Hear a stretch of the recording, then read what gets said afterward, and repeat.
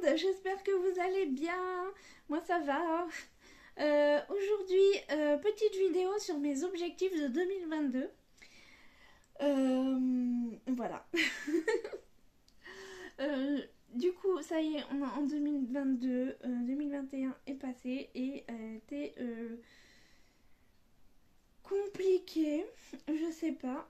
Si vous voyez des petits ronds là dans mes lunettes, c'est parce que le Père Noël m'a apporté une lumière ronde là, vous savez, pour les youtubeurs. Donc du coup, ça se reflète dans mes lunettes. Donc j'ai essayé de le mettre pour que ce soit au-dessus, mais quand je bouge, ça fait ça. Bref, voilà. Tout ça pour dire ça. Du coup, je sais plus ce que je disais.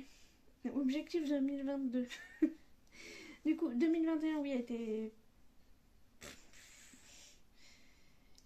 Il y a eu du très bon et du très mauvais. Voilà. Début d'année, c'est... Non, bah c'est pareil, ça a été entre les deux. Ça a été...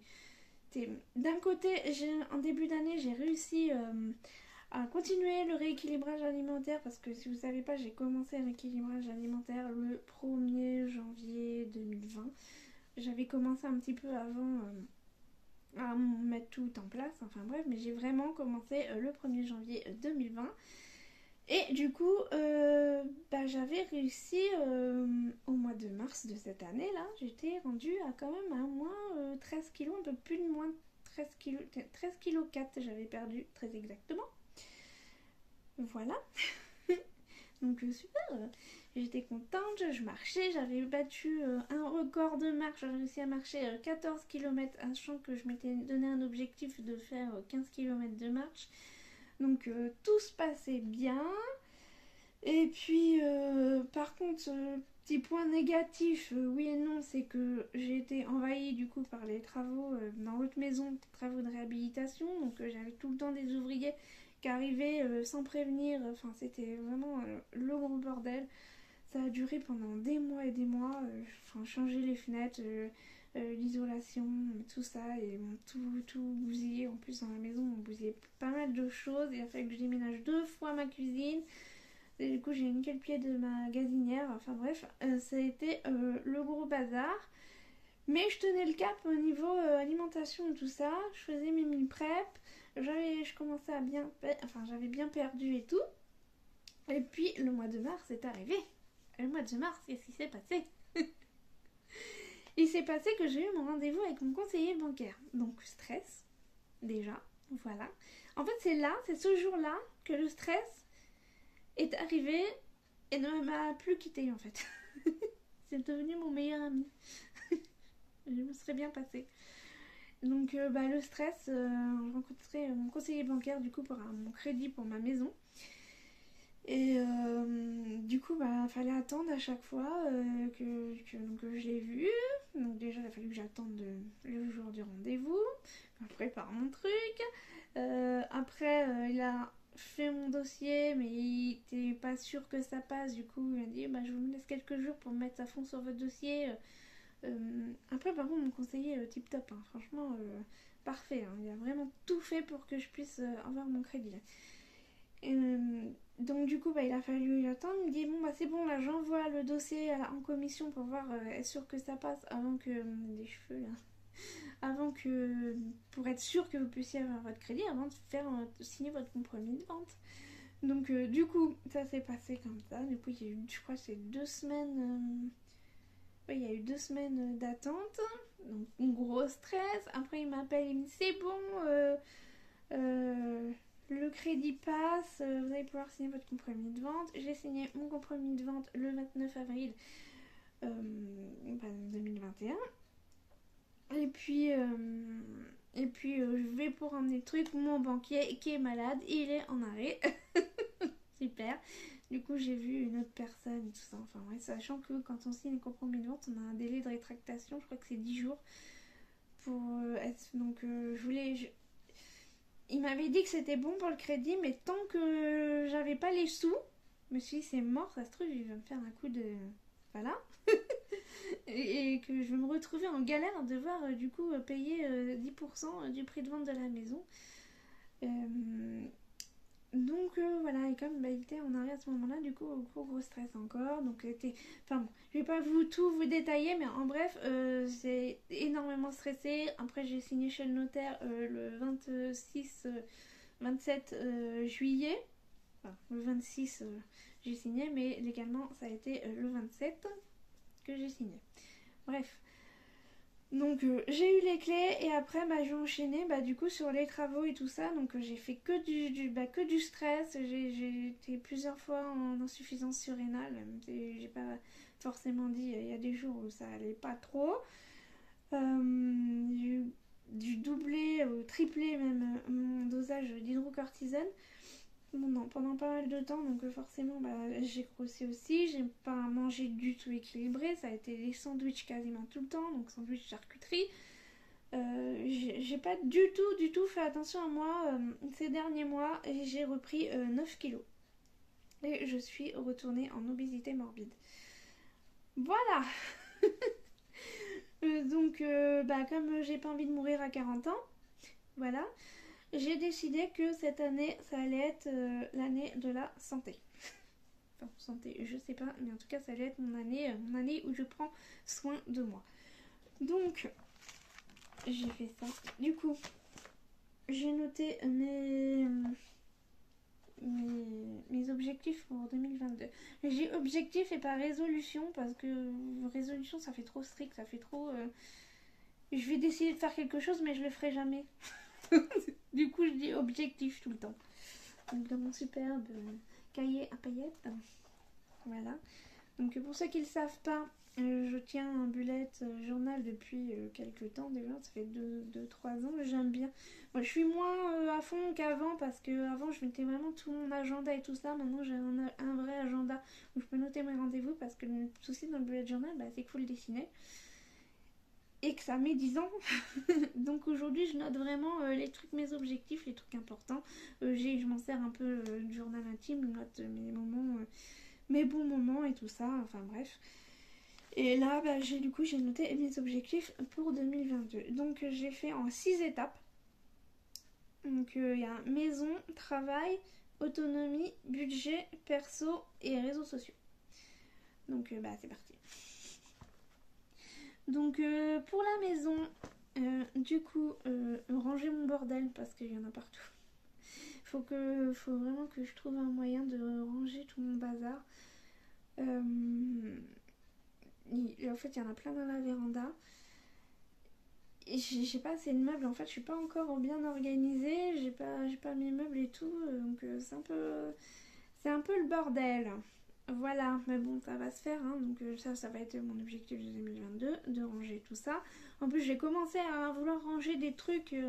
J'ai dû chercher mes papiers, en fait, que j'avais mis dans le cabanon. J'ai pris le truc. Il y a plein de stories qui me font sauter à la gueule.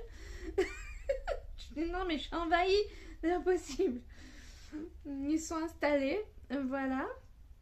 Mais bon, voilà. Heureusement que j'ai pas peur des souris. Hein. Et bon. Et voilà, donc j'ai quand même récupéré mes papiers. Ils m'ont pas bouffé mes papiers, heureusement. Je les ai récupérés, ils sont là. Le garçon il est là.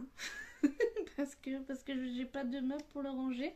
Je devais récupérer le meuble télé dans lequel je devais ranger mes papiers chez mon beau-père, normalement la semaine de Noël.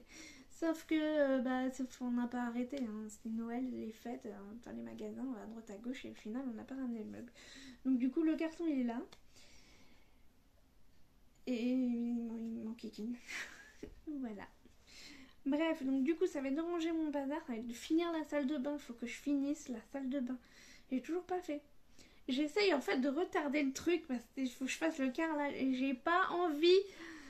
J'ai envie, mais j'ai pas envie. En fait, une fois que je serai lancée, je vais être à fond. Mais il faut se lancer. En fait, c'est ça le plus chiant. Mais je pense pas que le carrelage du mur ce soit le plus chiant. Et je pense pas que ce soit le plus chiant à faire. Mais bon. Faut juste que je me lance, mais je vais le faire, hein, je vais le faire. Donc voilà, ensuite je vais faire les peintures, je vais essayer de tout de peindre en blanc toute la maison pour donner un coup de propre parce que il y a des taches à droite à gauche et pas top, voilà. Et le gros travaux, on va dire, de cette année, ça va être la véranda que je vais refaire en partie, on va dire. Bah, en fait, le toit est complètement troué, donc il faut que je le refasse, donc il va être fait. J'ai eu les plaques en polycarbonate, du coup, pour le toit. Je les ai eu pour Noël. Ma mère, ma grand-mère et mon beau-père, du coup, qui vont faire ça pour Noël. Et le matériel pour la charpente est déjà acheté, donc maintenant on attend juste qu'il y ait le printemps, qu'il fasse beau pour pouvoir refaire tout ça. Et après, on va sûrement refaire le contour des fenêtres parce que là, le contour des fenêtres, il est en bois. Bah, c'est des fenêtres en PVC, hein, en plastique là, c'est pas des fenêtres en vitre. Donc, mais du coup, on va refaire je vais refaire le contour aussi parce que il est complètement, il se détache complètement. Donc, je vais refaire vraiment tout ça pour essayer de faire un truc propre, mais après, ça va pas être des gros travaux. Je veux dire, j'ai pas besoin de déclarer à la mairie que je rénove en fait. Voilà. Donc ça va être les gros travaux. Après pour la maison, il me restera le mur à faire. Est-ce que je vais le faire cette année? Je sais pas. J'ai pas envie de trop de me casser la tête parce que j'ai mon projet professionnel aussi avant. Et du coup, je vais venir travail, finir la clôture parce que j'ai toujours pas fini la clôture en fait. J'ai fait la clôture. J'ai pas fini d'attacher et j'ai pas refermé la tranchée en bas parce que je voudrais mettre du béton pour pas que les chiens ils creusent, qu'ils se barrent en dessous du grillage. Voilà, ensuite j'ai noté nettoyer le terrain parce que du coup il y a plein d'arbres partout, on a tout coupé, il faut que j'enlève tout, il faut que je passe un bon coup de tondeuse, que j'enlève les souches qui me dérangent. Et j'ai aussi une énorme haie de ronces qu'on a tout coupé mais là c'est en train de repousser donc il va falloir que je verre tout ça. Et ensuite que je mette en place les dortoirs pour les chiens. Je précise parce que dans ma dernière vidéo, une nouvelle arrivante sur le terrain, ce n'est pas une biquette, c'est une caravane. Les chiens vont pas dormir tous dans la même caravane, on est bien d'accord. Après, je vais y revenir. Mais parce qu'on m'a fait ce genre de réflexion, mais ça paraît logique. Enfin, pour moi, c'était logique que tous les chiens n'allaient pas dormir tous au même endroit. Ça va être dispersé par chien. Voilà. Bref. Enfin bref. Du coup, créer ma micro-entreprise. Du coup, sur papier, vraiment avoir le truc de déclarer quoi. Et ensuite, une fois que tout sera mis en place, créer une journée porte ouverte. J'aimerais faire une journée porte ouverte, mais pas seulement faire de la pub pour que les gens viennent. Je veux vraiment faire un truc avec des artisans. Faire venir des artisans comportementalistes canins, vendeurs de croquettes, vendeurs d'accessoires, faire de l'agility. J'aimerais bien faire un truc comme ça, si je peux. Si je peux, il faudra que je demande au maire si c'est possible que j'organise un truc. Parce que ça faut faire venir du monde et tout ça, donc ça doit être spécial. C'est un peu comme les brocantes, faut s'organiser, il faut demander une permission, je suppose. Je suppose. À voir. De toute façon, le maire il est sympa, je m'entends bien avec lui, donc il est pour mon projet, donc je vais pouvoir parler avec lui de tout ça. Ensuite, niveau autonomie, ensuite j'ai noté créer un potager et créer un verger. Alors ça c'est deux points importants pour l'autonomie. Après je pars pas dans l'autonomie totale Moyen-Âge, d'accord. C'est une autonomie selon moi, mon autonomie à moi, qu'on soit clair. Avoir mes légumes directement sur place, mes fruits sur place, voilà. Plus tard j'aimerais avoir des poules, mais pour l'instant financièrement je peux pas me permettre d'acheter des poules, il faut les nourrir, la nourriture ça s'achète, j'ai pas de sous. Voilà. Mais j'ai déjà des arbres fruitiers, donc du coup il faut que je les plante. Dimanche dernier du coup j'ai regardé un peu comment j'allais installer le tout, parce que une fois que j'ai planté mon arbre je peux pas l'enlever si je veux pas le déplacer, hein. Voilà, une fois que c'est planté c'est planté.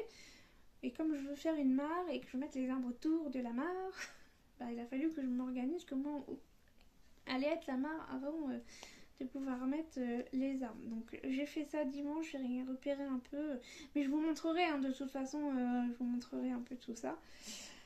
Voilà. Et mon potager, je ne sais pas du tout encore comment je vais l'aménager. Donc Je sais pas, faut que je réfléchisse parce qu'en fait il est en longueur. Donc bah je sais pas. Je vais voir. Ensuite j'ai mis récupérer l'eau de pluie. J'ai un énorme big bag qu'on m'a donné. Donc bah un big bag, tu sais, les carrés blancs là, qui font 1000 litres. Donc j'ai ça et j'ai plein de tonneaux bleus du coup pour récupérer l'eau de pluie. Donc il faut que j'aménage ça correctement pour pouvoir arroser mon potager après derrière et éviter de prendre de l'eau de la ville. Parce que moi j'ai l'eau de la ville mais sur le long terme, très long terme, j'aimerais justement me couper des réseaux de la ville. Voilà, avoir vraiment boire l'eau que je récolterai de la pluie. Est-ce que ça se fera? Je sais pas, mais c'est un projet que j'aimerais avoir pour être en autonomie. Mais après, me dit l'eau, c'est quand même le truc le plus important. C'est plus important que l'électricité. L'électricité, une coupure d'électricité, je vais pas mourir. Et si j'ai pas d'eau, je vais mourir. Voilà. Donc voilà, pour cette année, récupérer l'eau de pluie, donc mettre tout le truc en marche. Et dernier point, c'est un truc que je voulais faire cette année que j'ai pas pu faire. C'est un truc très basique, très très basique que beaucoup de personnes font, surtout les anciens. Tout simplement de faire des bocaux. De faire des sauces tomates et tout ça, les mettre en bocaux, faire de la compote, faire en bocaux, les mettre en bocaux. C'est des trucs, c'est vraiment quelque chose que j'ai envie de faire, que je voulais faire cette année, que j'ai pas pu faire parce que du coup avec le déménagement, enfin la maison, le déménagement et tout ça, du coup j'ai pas pu m'en occuper. Je me suis pas du tout occupée cette année du potager. Franchement, j'ai perdu plein de trucs. J'ai pas, non, cette année j'avais la tête ailleurs. Donc du coup là cette année vu que je veux créer mon potager, je veux aussi pouvoir faire des bocaux. C'est important pour moi comme ça cet hiver, ça me permettra d'avoir de la nourriture, de la nourriture pour cet hiver quoi. Voilà. Mais je sais pas comment on fait, j'en ai jamais fait. Alors j'ai bien regardé pas mal de trucs, mais en fait j'ai trop peur de louper et que en fait je gaspille de la nourriture, que ça finisse à la poubelle. En fait c'est ça qui me fait peur. Mais bon, après à voir. Ensuite, budget. Tenir la gestion du budget à la semaine. Ces derniers temps, j'ai pas trop fait attention à mon budget, surtout au mois de décembre. J'ai payé en carte alors que d'ailleurs d'habitude je paye toujours en espèces, j'ai toujours mon enveloppe. Alors j'ai noté continuer le système des enveloppes parce que c'est le truc qui me convient parfaitement, de gérer mon budget avec les enveloppes, de payer en espèces. Comme ça je sais que cette semaine j'ai tant pour manger tout ça. Et le mois de décembre, au final j'ai dépassé un peu mon budget. Vous allez voir dans la vidéo sur le budget du mois de décembre et du budget du mois de janvier que j'ai dépassé un peu mon budget courses et tout ça parce que justement j'ai pas fait attention et j'ai payé qu'en carte en fait. J'ai pas payé en espèces moi aussi. J'ai été complètement dépassée par les événements au mois de décembre. Hein. Franchement, voilà. Bref, donc du coup ça va être ça va être cette semaine, enfin toutes les semaines, noter directement quand je fais des courses au lieu de laisser mon ticket et je fais oh je noterai plus tard et puis au final je note ça 2 semaines après et puis je cherche pendant 3 plombs mon ticket parce qu'il est foutu je sais pas où. Voilà. Donc je vais essayer de tenir mon budget à la semaine et je continue le système des enveloppes. Et dernier point, épargner 400 € sur l'année. 400 € ça paraît pas beaucoup pour certains mais beaucoup pour moi vu que je suis au RSA maintenant et que je gagne 497 € par mois. Donc 400 € c'est énorme. Mais je voudrais vendre des trucs.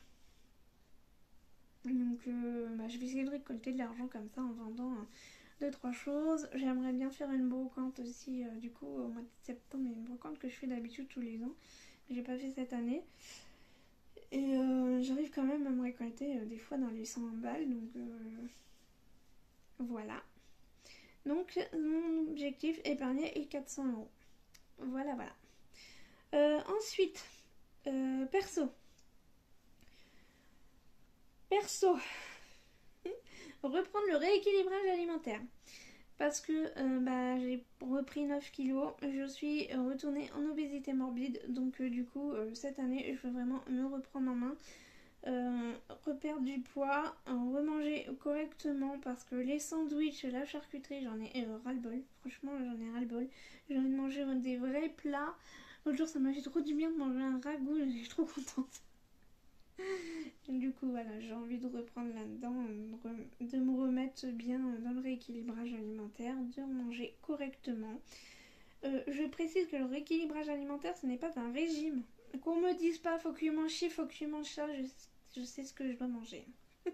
Il y a des fois, je vais manger des cochonneries. De toute façon, je vais vous montrer ce que je fais.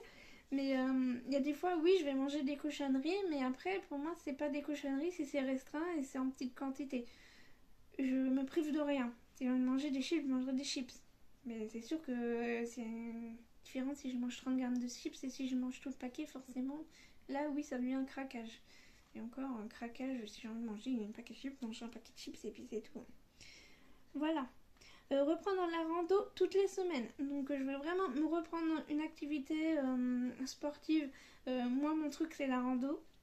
J'ai mes bâtons là, comme ça, je marche. J'ai mes bâtons et je pars à l'aventure faire ma petite rando. C'est quelque chose qui me plaît beaucoup, ça me libère l'esprit, j'aime la musique, voilà, je regarde le paysage, ça change tout le temps. C'est pas comme dans une salle de sport où tu fais tes trucs et puis c'est toujours la même chose. J'aime bien être tranquille et je suis dans mes pensées et puis ça me permet aussi pas de seule avec moi-même en fait, même si je suis tout le temps toute seule, mais là j'ai pas le choix en fait, je suis toute seule et je me dis il faut que je fasse ci, il faut que je fasse ça, il faut que je sois comme ci, il faut que je sois comme ça. Euh, Ça me permet, et puis ça me permet de respirer, ou des fois juste j'écoute ma musique et puis je regarde le paysage et puis voilà, ça me plaît. Donc reprendre la rando toutes les semaines. Donc comme ça fait longtemps que j'en ai pas fait, je vais y aller à mollo mollo. Et à la fin de l'année, je voudrais faire objectif fin d'année, être à 3 à 4 séances par semaine. Voilà, donc mon objectif ça va être d'être à 3 ou 4 séances par semaine de rando, de sport, en bref, pour avoir une activité régulière. Et j'ai un objectif sur une fois, enfin sur une fois ou peut-être plus, hein, à voir, c'est de faire 15 km de marche. Du coup, j'avais déjà eu cet objectif cette année, mais j'ai réussi à faire 14 km. Et bah du coup, cette année, je voudrais atteindre mon objectif de 15 km. Voilà. Ensuite, j'ai mis reprendre les meal prep, parce que les meal prep, c'est la vie. Donc les meal prep ou batch cooking, pour ceux qui disent batch cooking, peu importe. Les préparations de repas à l'avance. Parce que c'est quand même la vie, hein, vraiment. Hein, ça change tout. En fait, pour moi qui suis une grosse bouffe, j'ai envie de dire. En fait, moi, je mange en grosse quantité et je suis assez flemmarde. C'est que si je sais pas quoi manger, je vais me faire des pâtes. Les pâtes, c'est mon plat réconfort, mais vraiment, c'est le truc que je sais pas quoi faire, je vais manger des pâtes. Je vais pas bien, je vais manger des pâtes. Je vais bien, je vais manger des pâtes. Mais quand je dis pâtes, c'est la plâtrée de pâtes beurre gruyère. C'est pas plate avec c'est pas des pâtes avec des légumes et de la viande. Enfin, des protéines. Non, c'est les pâtes toutes seules avec du beurre et du gruyère. Donc le truc qui est pas bon, enfin, c'est pas très équilibré, quoi. Voilà. Donc reprendre les meal prep, c'est vraiment l'idéal pour moi. Et ça me permet aussi de régler mes quantités parce que j'ai toujours tendance à manger en grosse quantité. J'arrive pas à gérer les quantités du tout.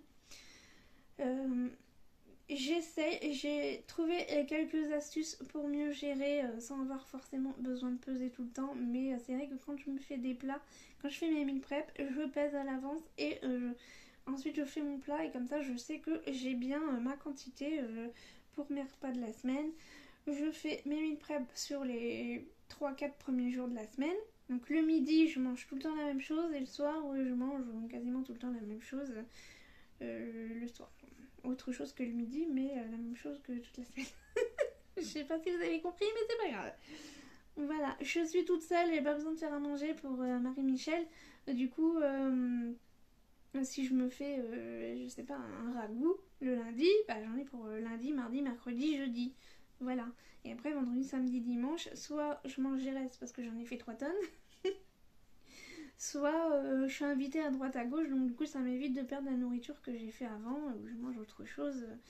C'est un truc vite fait, pas forcément des pâtes, mais j'essaye toujours d'avoir un truc euh,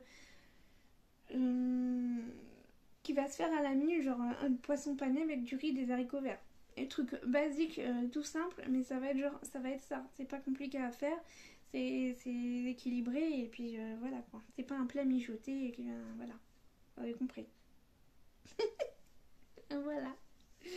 Donc ça va être ça, donc je vous partagerai bien sûr tout ça, ma perte de poids, j'ai envie de le partager parce que bah, au début je savais pas, je me suis dit oh, bah, ça va pas forcément les intéresser ou ça va t'intéresser quelqu'un, enfin certaines personnes, mais je fais aussi des vlogs travaux, du coup ça n'a rien à voir. Et je fais mais en fait ça s'appelle la petite vie de Nini, Nini c'est moi, c'est ma vie, donc bah, vous aurez le partage. Du coup vous allez connaître toute ma vie. Voilà. Bref. Et ensuite, dernier point sur le perso, c'est de me réserver une journée de repos. Ça, c'est super important parce que je me suis mis une grosse pression sans le vouloir pour sortir déjà 2 vidéos par semaine sur YouTube, sur les travaux. Enfin, voilà, j'ai vraiment passé une année très stressante et je l'ai voulu, hein. Mais j'ai besoin d'avoir une journée de repos. Vraiment, de repos. Bah, je lis plus du tout.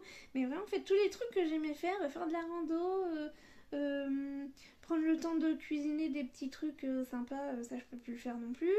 Euh, Bouquiner, même faire du tissage de perles, parce qu'à la base, j'avais une entreprise de création de bijoux. Donc je fais du tissage de perles. Et ça, j'en fais plus du tout non plus. Alors qu'à la base, ça vient d'une passion. Euh, donc j'ai envie de refaire des choses qui me plaisent simplement et pas juste me dire il faut que je sorte une vidéo il faut que je sorte une vidéo ceci, il faut que je fasse ça comme travaux. Non, en fait, si j'ai pas envie, si j'ai envie de faire autre chose, bah je le fais, c'est tout. Je vais plus me mettre la pression comme ça. Donc me réserver une journée de repos pour bouquiner, regarder des films, des séries si j'ai envie, aller me promener. Voilà, une journée où je suis vraiment toute seule et que je me consacre juste à moi. Voilà, à me reposer. C'est tout bête, mais j'ai besoin pour ma santé mentale.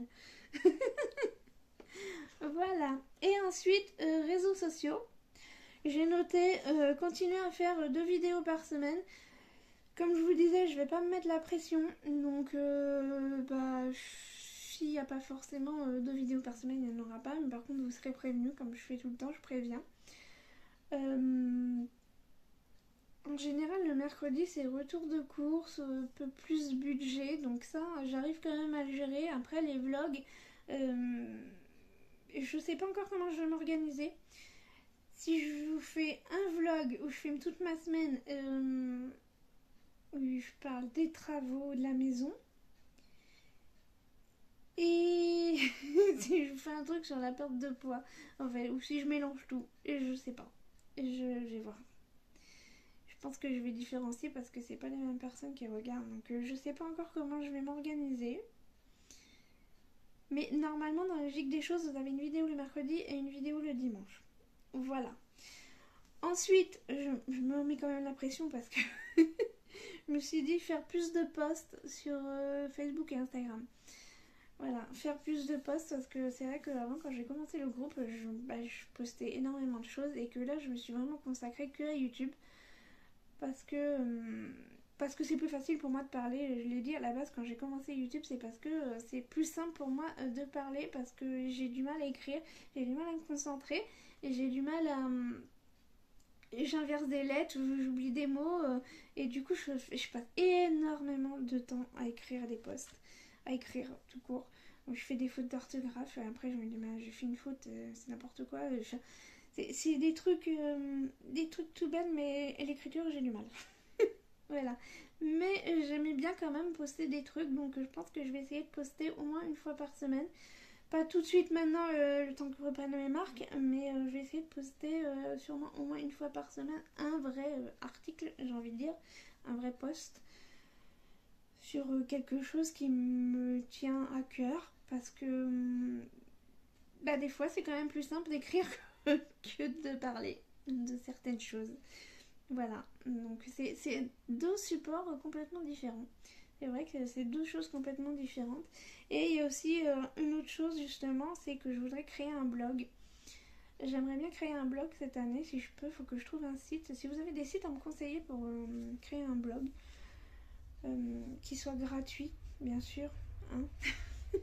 Prévu de me casser la tête à payer tous les mois pour partager des recettes, parce que c'est justement c'est ça, c'est que je me suis dit c'est bien que je peux partager des recettes à l'écrit, mais si on peut pas les retrouver et les gens ne les voient pas, ça sert à rien. Donc le fait d'avoir un blog, je vais pouvoir vraiment faire des articles recettes, faire des articles budget, parler un peu de l'autonomie et tout ça, mais avoir des thèmes différents et que ce soit plus clair, parce que sur Instagram de toute façon faut faire défiler le truc, et puis sur Facebook c'est pas évident non plus de retrouver les trucs. Donc voilà, donc j'aimerais bien faire un blog. Ensuite j'ai noté m'organiser dans mes posts, parce que je fais toujours en fait moi je suis le genre de personne, vous savez, quand vous étiez à l'école, que vous avez un exposé à faire, vous avez un mois pour le faire, et ben moi je le faisais la veille pour le lendemain.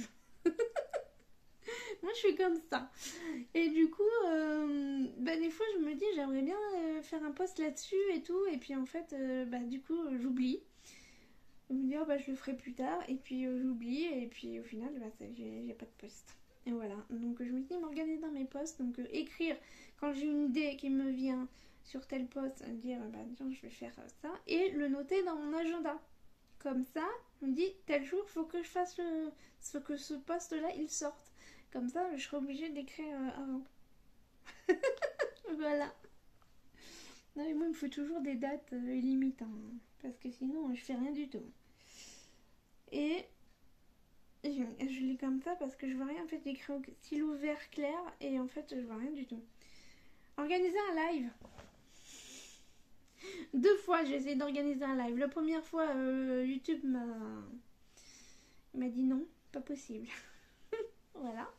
Du coup je vais faire du live, et la semaine d'après je me suis tapé la gastro. Et j'étais ravie. Donc du coup j'ai pas du tout je pouvais pas, hein, je pouvais pas faire un live alors que j'étais fiévreuse et que je me vidais de tous les côtés, quoi. Je pense pas que vous aviez envie de voir ça, et j'ai pas envie que vous le voyez, voilà. Donc mais j'ai vraiment envie de faire un live et de pouvoir communiquer avec les gens en face à face, entre guillemets, pas vraiment en face à face, mais communiquer avec les gens, quoi, à la seconde. Voilà, on va dire ça comme ça.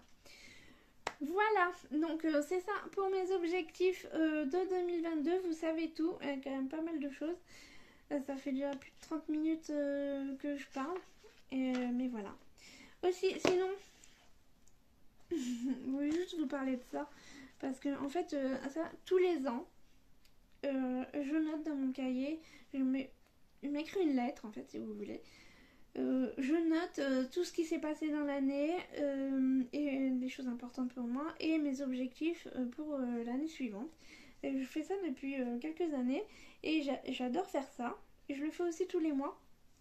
Comme ça, je reviens dessus et je me dis tiens, j'avais vécu ça l'année dernière. J'avais prévu de faire ça, au final ça s'est pas fait.